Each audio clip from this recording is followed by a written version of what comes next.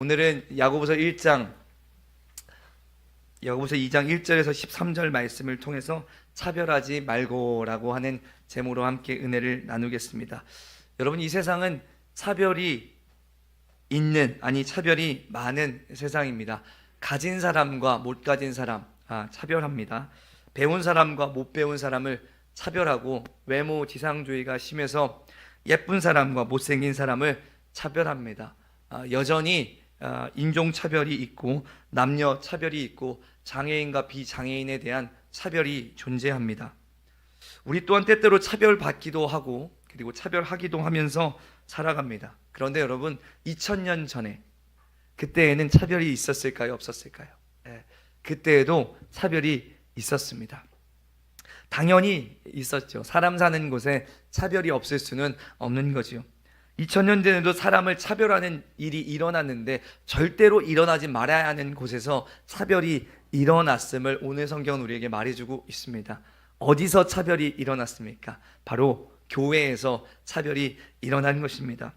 야고보서 2장 1절에서 4절 말씀을 보면요, 내 형제들아, 영광의 주 곧 우리 주 예수 그리스도에 대한 믿음을 너희가 가졌으니 사람을 차별하여 대하지 말라. 차별하니까 차별하여 대하지 말라고 지금 권면하고 있겠죠. 만일 너희 회당에 금가락지를 끼고 아름다운 옷을 입은 사람이 들어오고 또 남루한 옷을 입은 가난한 사람이 들어올 때에 너희가 아름다운 옷을 입은 자를 눈여겨보고 말하되 여기 좋은 자리에 앉으소서 하고, 또 가난한 자에게 말하되 너는 거기 서 있든지 내 발등상 아래에 앉으라 하면 너희끼리 서로 차별하여 악한 생각으로 판단하는 자가 되는 것이 아니냐, 이렇게 말하고 있어요. 여러분, 교회 안에 차별이 일어났다라는 거예요. 너무나도 심각한 일입니다. 여러분, 근데 놀라운 것은요, 보통 차별도 선입견을 갖는 것도 사람이 죄를 지을 때는 먹고 살만할 때 죄를 짓는 것입니다. 우리가 정신없고 바쁘고 먹고 살기 힘들면요, 죄 지을 시간도 없고 남을 판단하거나 차별할 그런 시간도 없어요. 여러분, 사람이 타락할 때가 언제냐면 사람이 잘 먹고 잘 살 때예요. 평안하고 배부를 때, 그럴 때 타락하는데요, 놀라운 사실은 지금 야고보 교회는요, 어떤 상황입니까? 고난과 핍박을 지금 이겨내고 있는 상황이거든요. 여러분, 사람이 힘들 때는 죄 지을 생각을 안 한다니까요. 살아야 되니까 부부도 하나 돼요. 여러분, 훈련하기 힘든 전방에서는요, 오히려 구타가 별로 없어요. 그런데 오히려 할 일이 별로 없는 후방에서 구타가 더 심해요. 왜냐하면 할 일이 많으니까, 할 일이 없으니까 누구를 어떻게 괴롭힐까 생각을 하거든요. 그래서 오히려 전방보다 후방이 구타가 더 심하다라는 거예요. 근데 오늘 야고보 교회가 고난과 핍박의 한가운데 지나가고 있는 이런 순간에서도 차별했다는 것은 우리를 매우 당혹스럽게 합니다. 저는 오늘 그렇다면 왜 이 야고보 교회 성도들이 사람을 차별하게 되었는지 그 이유를 살펴보고 우리는 차별하지 않는 자로 결단할 수 있게 되기를 주님의 이름으로 축복합니다. 아멘. 교회가 사람을 차별하는 이유, 사람을 차별해서 대하는 이유가 무엇일까요? 첫 번째, 바로 교회가 하나님보다 사람을 더 의지할 때 차별합니다. 교회가 하나님보다 사람을 더 의지할 때 우리는 차별한다라는 거예요. 여러분, 이 당시 이 서신을 받는 교회는요, 상당히 어려운 시기를 지금 지나가고 있었습니다.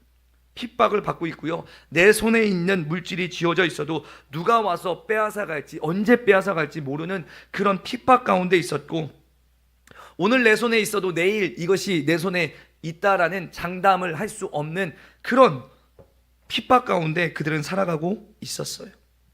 그러니까 어제 부자였던 사람이 오늘 빈털터리가 될 수 있는 그러한 현실과 상황 속에서 그들은 살아가고 있었다라는 거예요. 그러니까 모든 것을 빼앗겨 버려 빈털터리가 된 사람들이 교회 안에 많이 있었고, 여러 가지 고난과 핍박으로 인해서 어려움을 당하는 사람들이 교회 안에 많이 있었습니다. 근데 너나 할 것 없이 배가 고프고 너나 할 것 없이 가진 것이 없어서 불안해하는 이러한 교회에 갑자기 뒷문이 열리면서 삐거걱 하는 소리가 나는데, 일제히 뒤를 돌아봤더니만 삐까뻔쩍한 옷을 입고 장신구를 확 차고서 정말로 부자 같은 사람이 탁 들어온 거예요. 여러분, 성도도 얼마나 반갑고 목사도 얼마나 반가웠겠습니까? 다 가난한 사람, 다 배고픈 사람, 다 힘든 사람밖에 없는데 아무리 봐도 이리 봐도 저리 봐도 돈 많은 사람 같고 힘 있는 사람 같고 그리고 우리를 도와줄 수만 있는 그런 사람 같아 보이는 거예요. 야, 부자 왔다, 부자 왔다. 이제 저 사람 때문에 내가 굶지 않겠구나. 이제 저 사람 때문에 우리 교회가 잘 되겠구나. 우리 교회 성도들이 도움을 받을 수 있겠구나.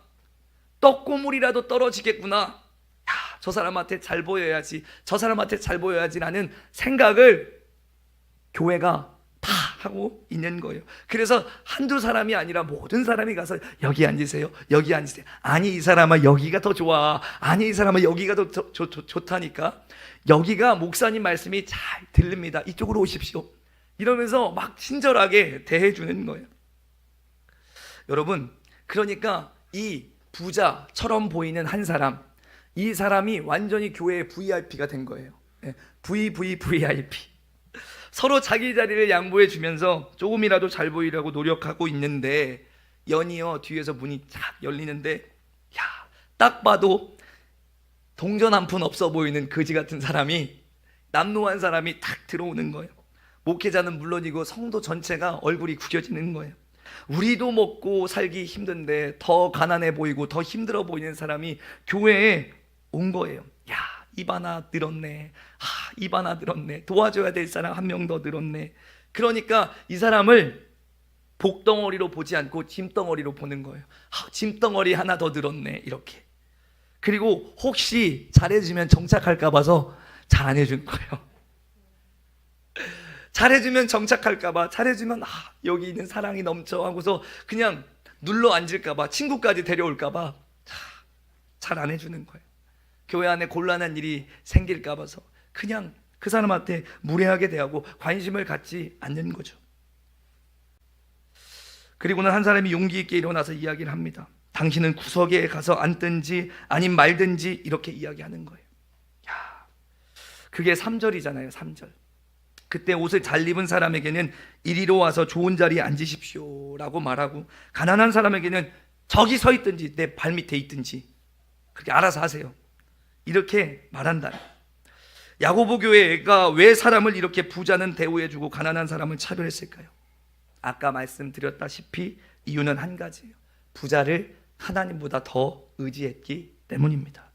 그 사람이 정착하고 그 사람에게 잘 보이면 교회가 큰 힘을 얻을 것 같아서, 자기가 밥이라도 한 끼 얻어 먹을 수 있을 것 같아서, 자기에게 콩고물이 하나라도 떨어질 수 있을 것 같아서 정착 작전에 돌입하는 거예요. 저 사람은 어떻게 해서든지 교회에 정착시켜야 된다, 교회에 둘러앉게 만들어야 된다, 이런 마음을 가지고 교회 교인들과 성도들이 다 힘을 합쳐서 그 사람을 VIP 대접을 해주는 거예요.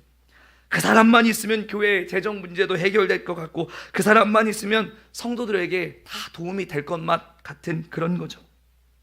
혹시 저 문 열고 들어온 사람이 소아시아 지역, 남극 갈라디아, 북갈라디아 지역, 흑해를 넘어 마게도니아 지역까지 이 무역권을 가지고 있어서 그 사람한테 잘 보이면 전성도 다 취직되는 거 아니야? 라고 하는 그런 마음을 가지고 이 사람에게 잘해주는 거예요. 막 환하게 웃고 막 칭찬하고 말이라도 한마디 더 붙여보려고 그렇게 하는 거예요. 그런데 여러분, 그 자리에서 정말 부담스러운 사람이 누굴까요? 바로 금가락지를 끼고 좋은 옷을 입고 교회 안에 들어온 그 부자가 엄청나게 부담스러운 거죠. 야, 여기는 다 내가 도와줘야 될 사람밖에 없구나. 여기는 다 나를 의지하는 사람밖에 없구나. 여기 있으면 내 재산 다 털리겠다. 여기 있으면 내가 진짜로 많은 사람에게 선을 베풀어야 되겠다라고 하는 부담감이 막 밀려오는 거예요. 들어서는 순간 막 성도들의 표정이 탁 바뀔 때 얼마나 부담이 됐겠어요. 얼마나 부담이 됐겠어요. 그러면 그 사람 마음속에 어떤 마음이 들겠어요? 야, 잘못 왔다, 잘못 왔다. 아유, 부담스러워 죽겠네. 앉아있는 순간부터 예배가 끝날 때까지 빨리 나가고 싶은 마음밖에 없는 거예요. 제가 그래서 어떤 분들이 그러더라고요. 그 교회 개척교회가 교회 집 앞에 있어서 갔는데 너무 부담을 줘서 못 다니겠다는 거예요.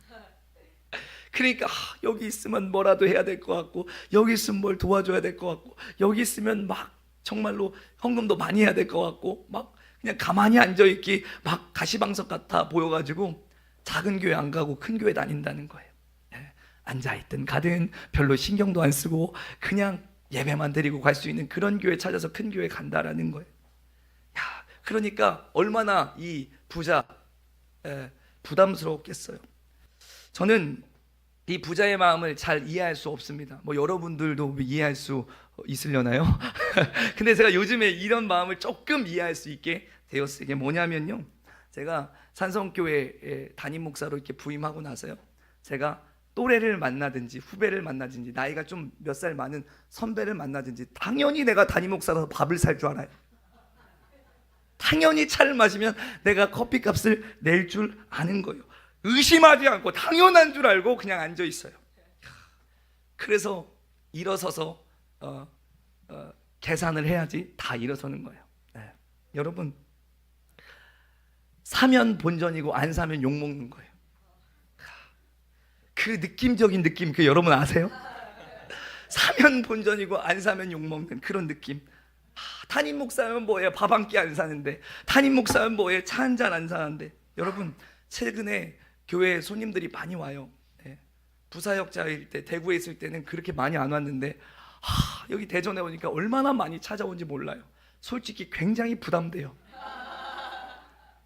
굉장히 힘들어요. 일단 카드로 계산하는데 다음 달이 무서워요. 저는 부자는 아니지만 부자의 마음을 조금은 이해할 수 있을 것 같아요. 또 내가 맛있는 것을 사줘야 되는 그런 느낌적인 느낌, 막 이런 거 있잖아요. 여러분, 교회는요, 아무리 부자가 교회 문을 열고 들어와도요, 우리가 어떻게 봐야 되냐면 그분 또한 주님의 어린 양이라고 볼 줄 알아야 되는 거예요. 저분도 예수님이 필요한 분이고, 저분도 돌봄이 필요한 분이고, 저분도 우리의 기도가 필요한 분이고, 그런 마음을 가지고 그 영혼들을 다 대해줘야 된다라는 거예요. 혹시 뭐라도 얻어먹을까 그런데 부담을 받는 사람은 내가 하나님도 아닌데 나도 주님 필요해서 고민하고 교회에 왔는데 나를 하나님 대접해준다면 여러분, 그 사람이 얼마나 부담스러웠겠어요. 영적으로 갈급해서 교회에 왔는데 내가 너무 힘이 들어서 정말로 주님 만나고 싶어서 교회에 왔는데 다 나만 보고 하나님 대접해주면 그 사람이 얼마나 부담이 되겠냐, 이 말입니다.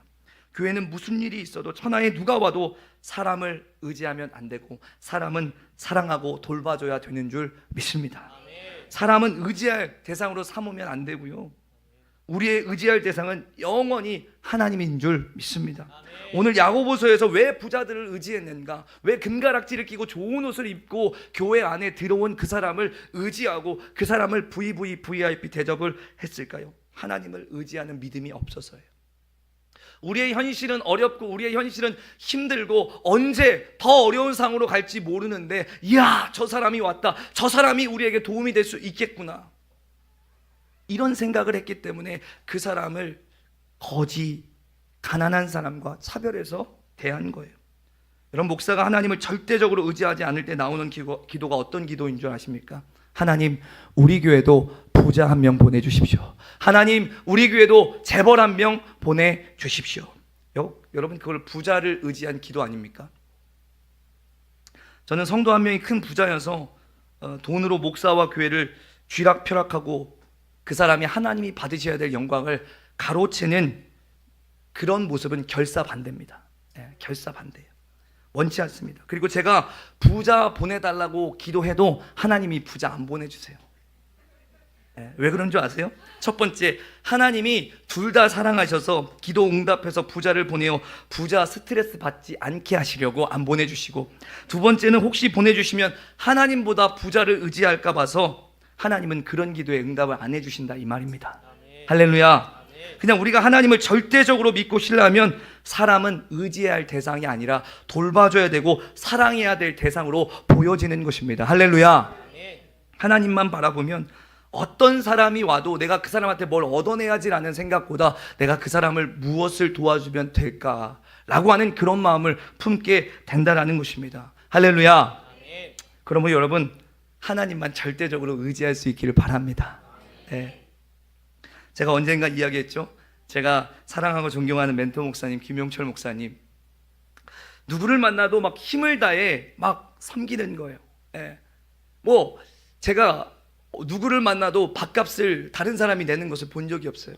다 목사님이 내고 목사님이 대접하는 거예요. 예. 그래가지고 제가 둘이 있을 때 가만히 물어봤어요. 목사님, 아버지가 좀 부자세요? 그랬더니 아버지가 대단히 부자래요. 그래가지고 제가 갑자기 탁 그 말을 듣는데 거리감이 생기는 거예요. 이분은 나랑 다른 차원의 사람이구나. 금수저구나. 막 이런 생각을 했을 때 그때 딱 하는 얘기가, 우리 아버지 은도 우리 아버지 것이고 금도 우리 아버지 것이고 천지에 있는 모든 것이 우리 아버지 거래요. 제가 그래서 그 아버지가 아닌데 하나님 아버지가 내 아버지이기 때문에 이렇게 한다라는 거예요. 이분 육신의 아버지가 아니라 하나님 아버지였어요. 그러니까 제가 목사님이 더 멋있어 보이는 거예요. 근데 가만히 생각해 보니까 목사님 아버지는 뭐고 내 아버지는 뭔가? 목사님은 하나님 아버지를 친아버지처럼 모시고 있는데 왜 나는 옆집 아저씨같이 우리 하나님 아버지를 생각하고 있을까? 라고 하는 그런 생각이 제 안에 탁 스쳐 지나가는 거예요. 여러분, 아버지는 똑같은데 우리가 하나님 아버지를 어떻게 신뢰하는가에 따라서 그 믿음이 완전히 달라지는 것을 보고 저는 없어도 있는 거예요. 그때부터 일단 사역, 그것 때문에 아내랑 많이 싸웠습니다. 지금도 그래요. 당신이 무슨 한 달에 몇 천만 원씩 버는 사람이냐고, 왜 다 사냐고 막 그러면서 막 잔소리를 해요.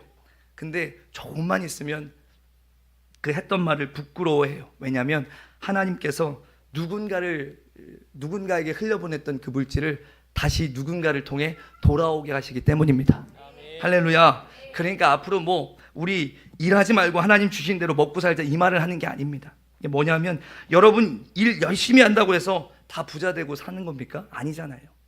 우리가 해야 될 일은 하지만 걱정하지 말라는 거예요. 할렐루야. 하나님이 먹이시고 채우신다라는 것입니다. 아멘. 공급하시는 하나님이 있기 때문에 우리가 내 일은 열심히 하고 철저히 하지만 여러분 먹고 자는 문제 때문에 걱정하지 말라는 것입니다. 할렐루야. 아멘. 여러분 마태복음 6장 25절에서 32절 말씀 아시죠? 우리가 얼마 전에도 나눴던 말씀인데요, 가만히 한번 보세요. 이 말씀이 얼마나 기가 막힌지 다시 한번 읽어볼까요? 그러면 내가 너희에게 이르노니 목숨을 위하여 무엇을 먹을까 무엇을 마실까, 몸을 위하여 무엇을 입을까 염려하지 말라. 목숨이 음식보다 중하지 아니하며 몸이 의복보다 중하지 아니하냐. 공중의 새를 보라. 심지도 않고 거두지도 않고 창고에 모아들이지도 아니하되 너희 하늘 아버지께서 기르시나니 너희는 이것들보다 귀하지 아니하냐. 너희 중에 누가 염려함으로 그 키를 한 자라도 더할 수 있겠느냐. 또 너희가 어찌 의복을 위하여 염려하느냐. 들의 백합화가 어떻게 자라는가 생각하여 보라. 수고도 아니하고 길쌈도 아니하느니라. 그러나 내가 너희에게 말하노니 솔로몬의 모든 영광으로도 입은 것이 이 꽃 하나만 같지 못하였느니라. 오늘 있다가 내일 아궁이에 던져지는 들풀도 하나님이 이렇게 입히시거든. 하물며 너희일까 보냐. 믿음이 작은 자들아. 그러므로 염려하여 이르기를 무엇을 먹을까 무엇을 마실까 무엇을 입을까 하지 말라. 이는 다 이방인들이 구하는 것이라. 너희 하늘 아버지께서 이 모든 것이 너희에게 있어야 할 줄 아시느니라. 아멘. 여러분, 그러니 무슨 부자가 왔다고 해서 어떤 정말로 유력한 사람이 있다고 해서 그 사람에게 얻어먹으려고 사람 의지하지 않기를 바랍니다. 아멘. 사랑해주면 되지, 끌어안아주면 되지, 품어주면 되지. 하나님이 먹이신데 왜 그 사람을 의지합니까? 그러므로 저는 저와 여러분 하나님 의지하는 인생들 될 수 있기를, 그래서 사람 차별하지 않고 사람 다 사랑하고 섬기는 분들이 다 될 수 있기를 주님의 이름으로 축복합니다. 아멘. 두 번째, 교회가 사람을 차별하는 이유가 뭐냐? 한번 같이 읽어볼까요? 시작. 자기에게 있는 것이 무엇인지 모를 때 차별합니다. 아멘. 여러분, 세상에서 부자라도 마음이 가난한 사람이 있고요, 보기에 남루해 보이지만 속에 보면 풍성한 부자가 있습니다. 그래서 겉부자가 있고 속부자가 있다라는 거예요. 옷을 잘 입었는데도 보면 왠지 눈빛이 불안하고 초조해하고 불쌍해 보이는 사람이 있는가, 반면에 옷은 정말 볼품없이 입어도 당당해 보이고 뭔가를 가진 사람처럼 보이는 그런 사람이 있는데 그 사람을 일컬어 우리는 그리스도인이라고 하는 것입니다. 아멘. 할렐루야. 뭔가 있는 그 사람이 그리스도인이다라는 거예요. 쟤는 하는 짓을 보면, 하는 행동을 보면, 자세와 태도를 보면 뭔가 있는 것 같아. 여러분, 이렇게 보여지는 사람이 그리스도인이다라는 것입니다. 여러분, 우리 그리스도인들은 몸이 부자인 사람이 아니라 마음이 부자요 영이 부자인 사람들인 줄 믿습니다. 야고보는 지금 사람을 차별해서 대하는 야고보 교인들에게 중요한 한 가지를 가르치고 있어요. 여러분, 남이 가진 것을 보기 전에 여러분이 가진 것이 뭔지를 보십시오. 하나님이 여러분에게 주신 것이 얼마나 귀한 것이고 값으로 매길 수 없는 것인지를 보십시오 라고 이야기하는 거예요. 여러분, 억만금을 주고도 살 수 없는 믿음이 여러분에게는 있습니다. 여러분, 이 땅에 있는 땅을 다 팔아도 정말로 손바닥만큼도 살 수 없는 하늘나라를 상속받은 사람들이 여러분들입니다. 이 이야기를 지금 야고보는 하고 있는 거예요. 이게 5절이잖아요. 5절. 야고보서 2장 5절 읽어볼까요? 시작. 내 사랑하는 형제들아 들을지어다. 하나님이 세상에서 가난한 자를 택하사 믿음에 부유하게 하시고 또 자기를 사랑하는 자들에게 약속하신 나라를 상속으로 받게 하지 아니하셨느냐. 아멘. 네. 그러므로 우리가 가진 게 뭔지를 좀 알고 부러워할 걸 부러워하라는 거예요. 부러워할 걸 부러워. 우리 옆 사람 한번 인사하겠습니다. 부러워할 걸 부러워하십시오. 부러워할 걸 부러워하십시오. 야고보 성도들이 이 사람을 차별해서 대했던 이유는 자기가 알고 보면 부자인지 몰라서 그러는 거예요. 자기가 예수님 안에서 다 가진 자인지 몰라서 그런 거예요. 그냥 눈에 보이는 부만 부러워한 것뿐이죠. 근데 야고보는 말했습니다. 아닙니다. 여러분이 훨씬 더 부자입니다. 저 부자의 모든 재산을 팔아본들 우리의 믿음을 살 수 있겠습니까? 부자의 모든 땅을 다 판들 여러분 하늘나라를 상속받을 수 있겠습니까? 라고 하는 것을 이야기하는 거죠. 여러분, 그러니까 우리가 왜 사람을 부러워하냐? 나에게 있는 진주를 보지 못해서 그런 것입니다. 할렐루야. 그래서 믿음 있는 사람 없는 사람은 큰 차이가 없고요. 한 가지예요. 한 가지.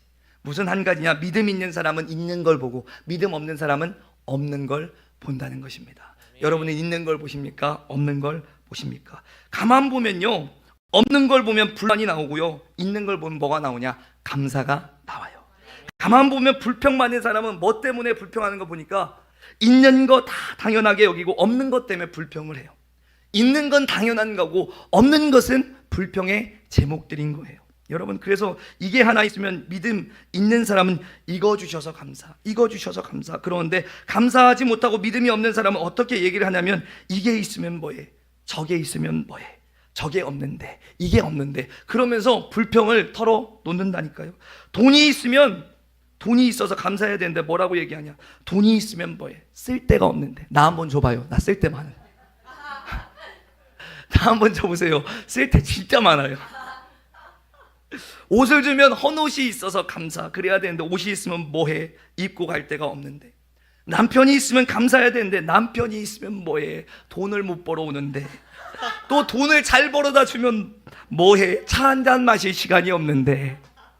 다 보니 있는 거에 감사하지 않고 없는 걸 가지고 불평하는 거죠. 아이들이 공부를 잘하면 공부를 잘하면 뭐해, 말을 잘 안 듣는데. 말을 잘 들으면 또 말을 잘 들으면 뭐해, 머리가 돌대가리인데. 남자친구가 밥을 잘 사주면 밥을 잘 사면 뭐해, 직장이 없는데. 또 직장이 있으면 뭐해, 만날 시간이 없는데. 이런 이야기를 해요. 근데 여러분, 믿음 좋은 사람은요, 없어도 감사거리를 만들어서 감사하더라니까요. 할렐루야. 감사하는 사람은 있는 것 가지고 감사하더라고요. 친구 어머니가 교통사고 횡단보도를 건너다가 이렇게 그냥 횡단보도를 그냥 안 보고, 사람이 지나가는 걸 안 보고 그냥 차를 치고 간 거예요. 친구 어머니가 하반신 불구 판정을 받았어요. 이 사실을 알고 이제 친구하고 같이 병문안을 갔어요. 그런데 그분이 하는 얘기가 참 대단해요. 정말 차원이 다른 감사를 하는데요, 뭐라고 이야기하냐면 하나님이 살려주셔서 감사, 그리고 하나님이 여전히 나를 사랑하시고 나를 지켜주신다는 흔적을 육체 속에 만들어주셔서 감사. 그렇게 감사한데, 이야, 진짜 이전에 볼 수 없었던 감사다, 차원이 다른 감사다라는 그런 생각을 하게 되었어요. 여러분, 있는 것 가지고 감사하는 거예요. 모든 상황을 감사로 해석해 버리는 거예요. 여러분, 집이 망했어요. 사업이 무너졌어요. 그런데 어떻게 위로할까 하고 가봤더니 뭐라고 하냐, 숨 쉬는 것도 감사하지요. 할렐루야. 여러분, 있는 것 가지고, 하나님이 가져가지 않은 것 가지고 감사할 수 있는 거예요. 그러니까 믿음 있는 사람은 있는 걸 가지고 감사할 거리를 생각하더라는 거죠. 없어진 걸 생각, 그래서 주시면 주셔서 감사, 안 주시면 안 주셔서 감사, 이래도 감사, 저래도 감사, 들어가도 감사, 나가도 감사, 오르락 내리락 해도 감사. 그러니까 믿음 있는 사람은 있는 걸 보고 믿음 없는 사람은 없는 걸 보는데, 오늘 야고보 성도들이 부자를 부러워했던 이유는 뭐냐, 그리고 사람을 차별했던 이유는 뭐냐, 바로 내 안에 믿음을 못 보니까, 내 안에 하나님이 장차 우리에게 주실 영광을 못 보니까. 할렐루야. 그러니까 사람을 차별하는 거고 사람에게 잘 보이려고 하는 거죠. 이거는 감사가 아니고 나에게 없는 것만 목을 빼고 보고 있으니까 차별이 나오고, 그리고 그걸 소유하려고 잘 보이기 시작하고 사람을 차별하기 시작한 것입니다. 사랑하는 여러분, 여러분에게 있는 것으로 감사할 수 있기를 바랍니다. 아멘. 그게 믿음인 거예요. 그렇게 되면 감사가 흘러나와요. 그러면 누가 있어도 사람을 의지하기보다 사랑하는 여유가 생기게 될 줄로 믿습니다. 아멘. 할렐루야. 아멘. 세 번째, 야고보 교회 성도들이 사람을 차별한 이유는 차별을 죄라고 생각하지 않았기 때문입니다. 야고보서 2장 9절 말씀해 보니까 이런 말씀이 있습니다. 시작. 만일 너희가 사람을 차별하여 대하면 죄를 짓는 것이니 율법이 너희를 범법자로 정죄하리라. 아멘. 여러분, 분명히 성경은 차별 또한 죄라고 규정하고 있습니다. 여러분, 살인죄가 큽니까? 차별죄가 큽니까? 여러분, 우리가 생각할 때는 이 살인죄가 크다라고 생각할 거 아닙니까? 그런데 이것을 세상 법정에 가지고 가도 살인한 사람은 사형이나 무기징역을 때리죠. 그런데 차별한 사람은 뭐 벌금 정도를 이렇게 처분하겠지요. 그러나 하나님 나라의 법은 살인죄와 차별죄가 다 동일한 죄라고 이야기하는 거죠. 그래서 하나님 앞에서 제일 큰 죄는 살인이냐 차별이냐가 아니라 회개하지 않는 죄가 가장 큰 죄인 줄 믿습니다. 여러분, 산상수훈에서 우리 주님이 살인만 죄라고 말하지 아니하시고 형제를 향하여 나가라 바보라고 하는 것도 죄라고 말씀하셨어요. 그리고 여자를 보고 음욕을 품는 자도 죄라고 이야기하셨고요. 그리고 형제를 미워하는 자마다 살인한 자라고 말하고 계십니다. 여러분, 그러니까요, 우리가 하나님 앞에 서면 이 죄를 결산할 때가 오는데요, 회개하지 않는 죄는 다 리스트가 남아 있어요. 회개한 죄는, 그리고 그 다음부터 우리가 짓지 아니하면 하나님이 도말하여 주시고 기억에서 지워져 버려 주시는데, 회개하지 않는 죄는 그대로 남아 있다고요. 그런데 여러분, 우리가 한번 생각해 보세요. 여러분, 여기서 살인한 사람이 있어요. 그러면 여러분이 우발적으로 했던, 계획적으로 했던 살인이 나쁜 걸 다 알잖아요. 우리가 하나님 앞에서 하나님을 만나면요, 살인한 거 하나님 앞에 100번이고 회개한단 말이에요. 하나님 잘못했습니다. 하나님 잘못했습니다. 우리가 사기를 치고 도둑질하는 거 죄라는 거 알아요. 그러니까 우리가 하나님 앞에 그거, 하나님 믿으면 그거 회개하고 또 회개하고 자백하고 하나님께 용서를 구한다는 거죠. 그런데 우리가 차별은 죄인지 모르는 거예요. 그러니까 회개하지 않아요. 그래서 우리가 하나님 앞에 섰을 때 우리가 차별했던 죄들이 남아있을 가능성이 굉장히 많다라는 거예요. 여러분, 혹시 오늘도 얼굴이 좀 탄 사람한테 이렇게 얘기한 적 있어요? 동남아 사람이요? 이렇게? 저도 그 얼굴이 이렇게 필리핀에서 이렇게 조금 이렇게 많이 탔어요. 그래서 현지인 얼굴이 이렇게 된 거예요. 제가 얼굴이 본래도 까만 편인데 이렇게 필리핀에서 오래 있으니까 이렇게 까매졌어요. 그러니까 다 제가 필리핀 사람인 줄 아는 거예요. 쌍꺼풀도 없는데 무슨 필리핀 사람? 그래서 한국말 하니까 필리핀 사람인 줄 알았어요. 막 이 한국 사람이 저한테 탁 얘기하는데 기분이 팍 나빠버리더라고요. 근데 여러분, 차별이 죄인지 모르는 거예요. 모르니까. 부자는 잘 대해주고 가난한 자는 업신 여기는 거.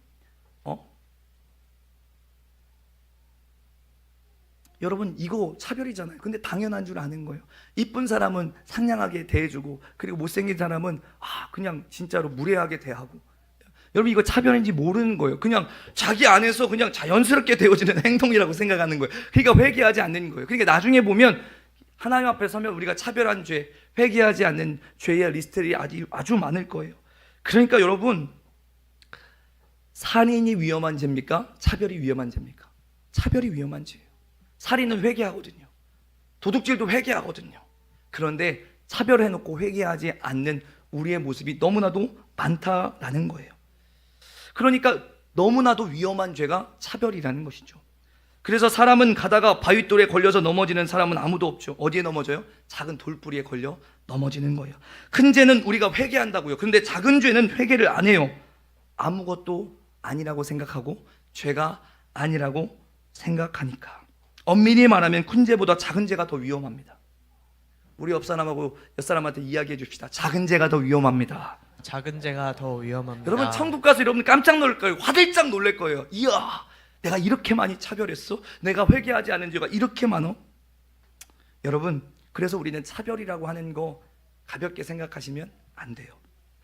야고보 교회 성도들이 교회 한번 살리기 위해서 아니 우리가 뭔 내가 잘 먹으라고 그렇게 생각했나요? 교회가 어려우니까, 성도들이 좀 어려우니까 교회에 도움이 될까 봐 그렇게 한 거지요. 여러분, 아무렇지도 않게 교회를 위한답시고 죄가 정당성을 확보하면 더 무서운 것입니다. 그래서 교회를 위한답시고 잘해줬던 게 그게 하나님 앞에선 차별이고 무시무시한 죄일 수도 있다라는 것입니다. 할렐루야. 그러므로 사람을 차별하지 마시고 모든 사람을 존귀히 여겨주시기를 주님의 이름으로 축복합니다. 그래서 야고보가 얘기하는 게 있죠. 여러분, 차별하지 말아야 될 이유를 한 가지 설명해 드리겠습니다. 그러면서 하는 이야기가 뭐냐면, 여러분이 구원받을 때 우리 주님이 차별했습니까? 여러분에게 너 어느 학교 나왔냐? 너 재산은 얼마냐? 가진 땅은 얼마나 있느냐? 여러분, 이런 것들을 주님이 여러분에게 물으셨습니까? 라고 말하는 거예요. 5절에 말하죠. 오히려 내 사랑하는 형제들아 들을지어다. 하나님이 세상에서 가난한 자를 택하였다 라고 그러잖아요. 네. 이 중에서 제일 잘 나갈 때 예수님 만난 분 계십니까? 인생의 절정에서 예수님 만난 사람 제가 들어보면 거의 없어요.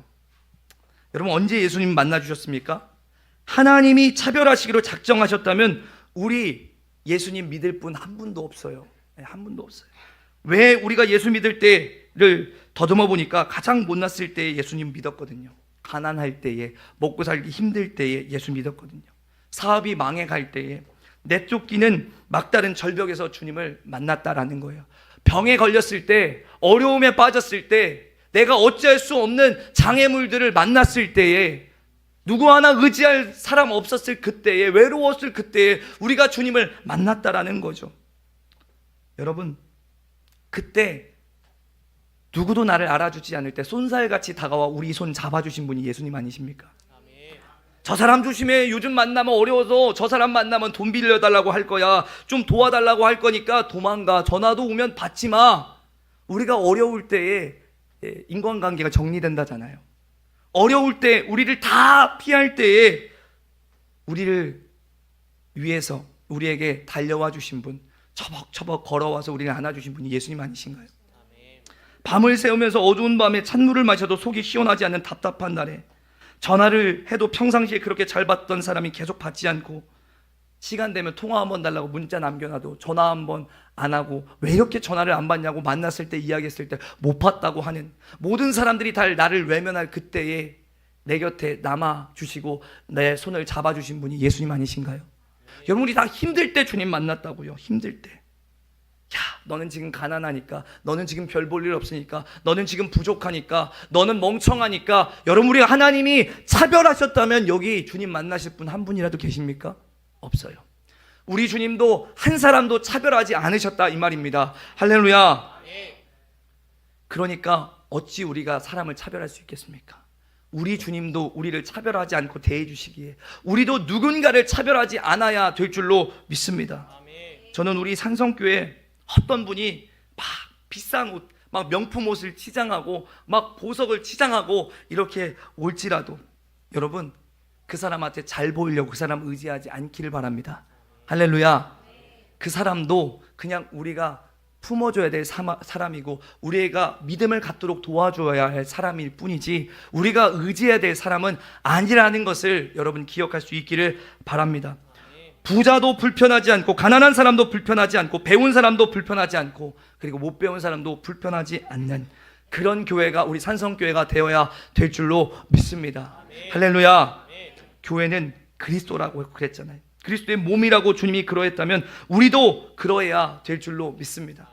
저는 우리 산성교회 하나님이 앞으로 많은 분들을 보내주실 줄 믿습니다. 아멘 좀 해보세요. 남의 교회 얘기하는 것처럼 좀.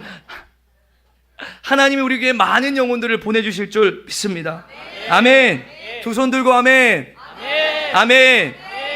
근데 우리 교회에 하나님이 어느 정도 영혼들을 보내주실까요? 저는 몇 명일지는 몰라도 분명하게 아는 한 가지가 있습니다. 그것은 뭐냐면 우리가 품을 수 있을 만큼만 보내주십니다. 몇 명일지 제가 예상할 수 없으나 우리가 품을 수 있을 만큼 주님이 보내주신다라는 거예요. 우리가 받을 수 있는 만큼, 우리가 사랑할 수 있는 만큼, 우리가 감당할 수 있는 만큼만 주님이 영혼을 보내주신다라는 것입니다. 제가 이 말씀을 하나 나누고 마칠까 합니다. 하나님은요, 다윗에게 이스라엘이라는 나라를 맡기고 싶으셨습니다.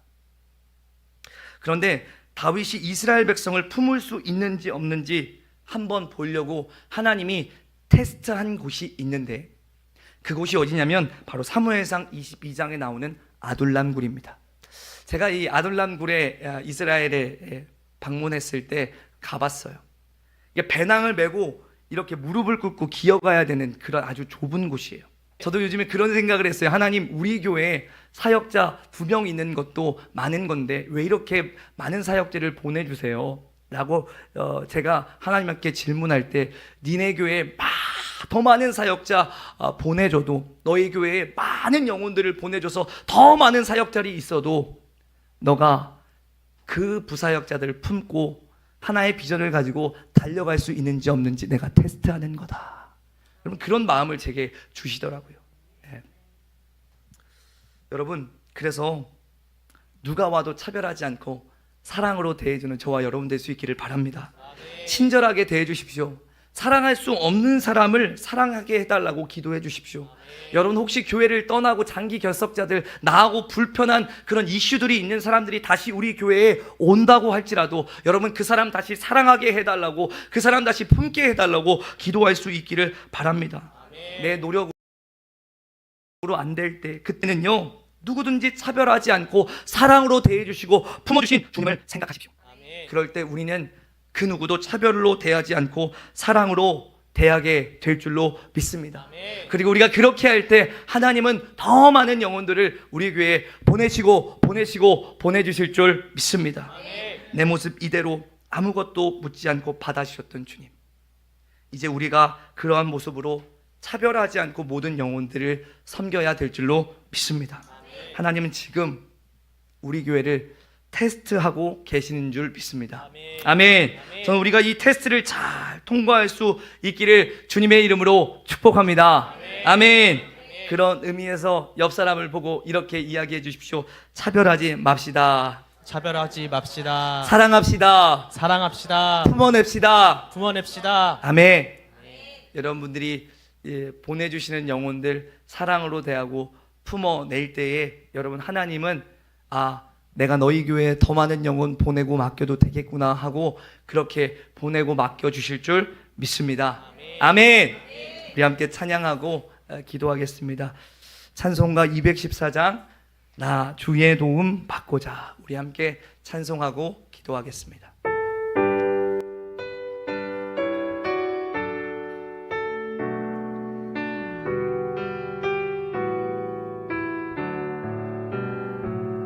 나 주의 도움 받고자 주 예수님께 빕니다. 그 구원 허락하시사 날 받아주소서. 내 모습 이대로 주 받아주소서. 날 위해 돌아가신 주 날 받아주소서. 그 죄에 빠져 영죽을 날 위해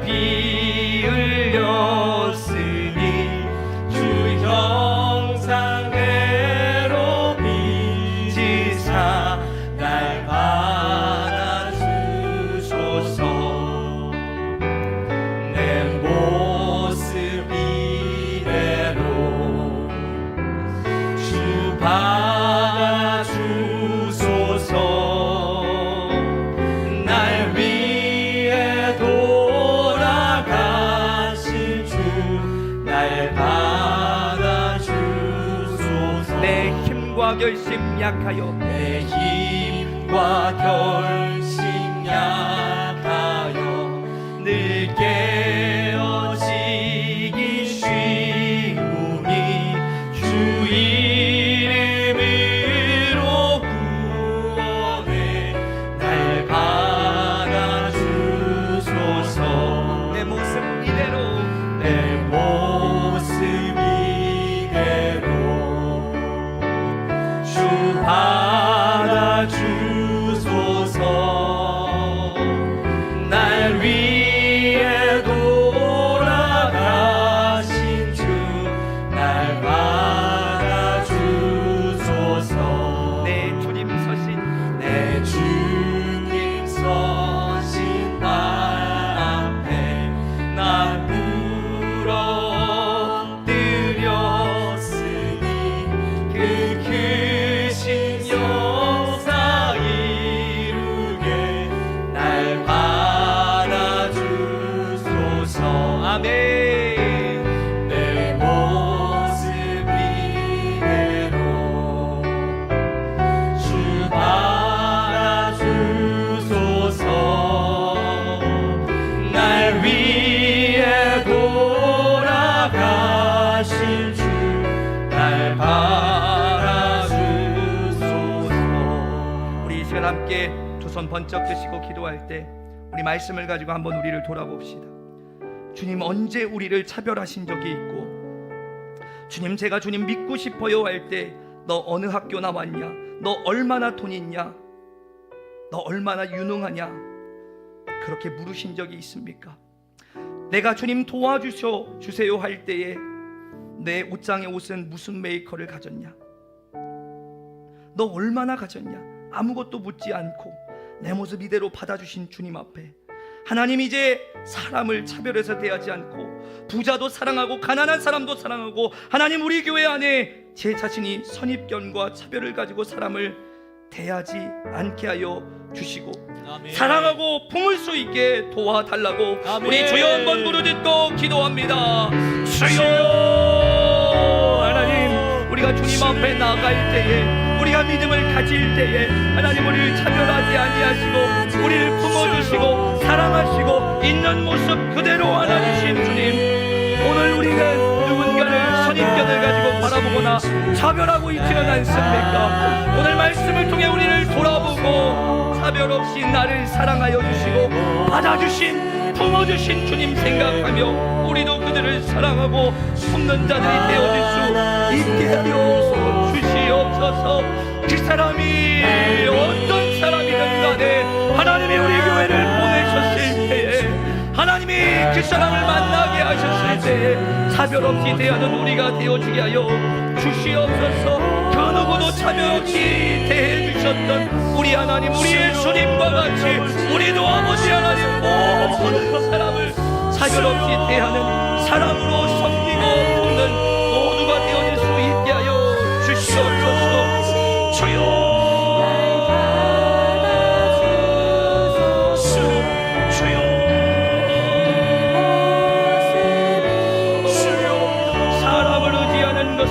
하나님을 의지하지 않기 때문이라고 주님 말씀하셨습니다.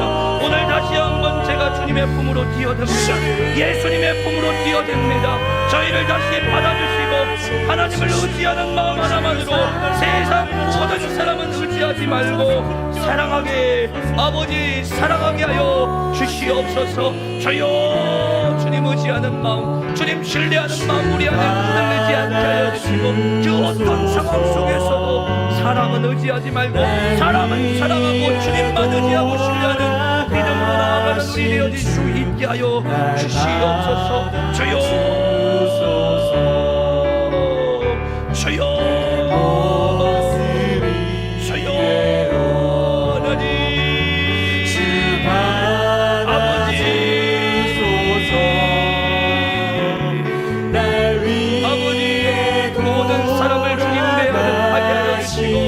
사랑하고 품는 우리 모두가 될 수 있게 하여 주시옵소서.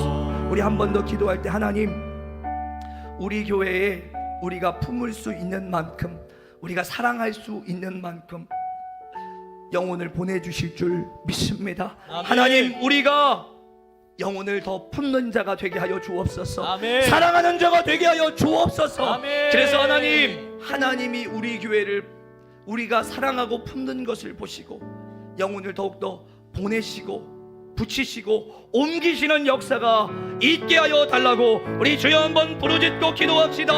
주여! 하나님, 사랑하는 우리 산성교회에 하나님께서 영혼을 보내실 것입니다. 붙이실 것입니다. 옮기실 것입니다. 부흥을 주실 것입니다. 우리가 그것을 믿음으로 의심치 않습니다. 그러나 하나님, 우리가 품을 수 있는 만큼, 우리가 사랑할 수 있는 만큼, 우리가 감당할 수 있는 만큼만 영혼을 보내시고 옮기시고 맡기실 줄 믿습니다. 우리가 그 어떤 사람도 품을 수 있는 주님의 마음과 심정을 가진 교회들이 되고 성도들이 되어서 하나님이 믿고 영혼을 보내시고 맡기시고 옮기실 수 있는 교회가 될 수 있게 하여 주시옵소서. 하나님, 영혼을 더 보내도 될지, 더 귀한 사역들을 아버지 감당하게 해도 될지, 아버지 하나님, 주님이 테스트 하실 때에 우리가 그 테스트 통과할 수 있는 자들이 되어지게 하여 주시고, 주님 마음 심정으로 무장하여 그들을 부모내고 그들을 사랑할 수 있는 자들이 되어질 수 있게 하여 주옵소서. 우리에게 불편한 이슈를 가지고 있는 사람이 교회를 찾아오고 다시 돌아올지라도 그들 또한 품어내고 그들 또한 사랑할 수 있는 우리가 될 수 있게 하여 주셔서 오늘 하나님께서 더 보내시고 맡기시고 옮기시는 역사가 우리 교회 가운데 계속될 수 있게 하여 주시옵소서. 그래서 믿는 우리가 더하여지고 부흥하는 우리 산성교회 될 수 있도록 하나님 축복하시고 축복하여 주시옵소서. 주여,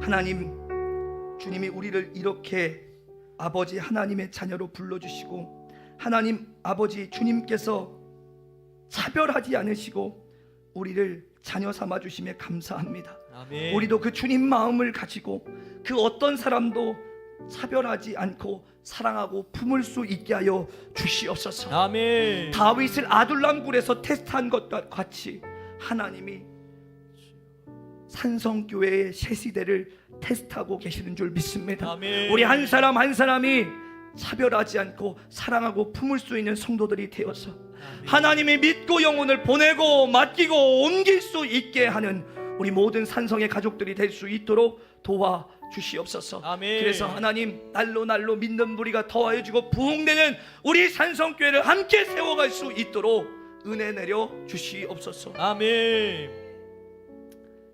감사드리며 이 모든 말씀 우리 예수님 이름으로 기도합나이다. 아멘. 아멘.